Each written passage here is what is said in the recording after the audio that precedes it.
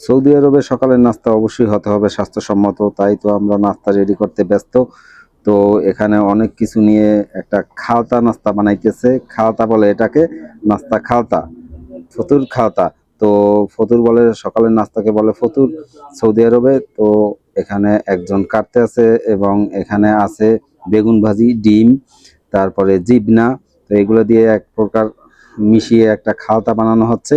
তারপরে আমরা এটা দিয়ে নাস্তা করব। তো এখানে অনেক পদের জিনিসপত্র দেওয়া হয়েছে, শসা, টমেটো, তারপরে এখন আবার আমরা দিচ্ছি জৈতুনের তৈল। জৈতুনের তৈলটা দিলে অনেক স্বাদ আসে। এখানে জৈতুনের তৈল অ্যাভেলেবেল পাওয়া যায়, তাই আমরা সবসময় নাস্তার সাথে জৈতুনের তৈল খেতে পছন্দ করি।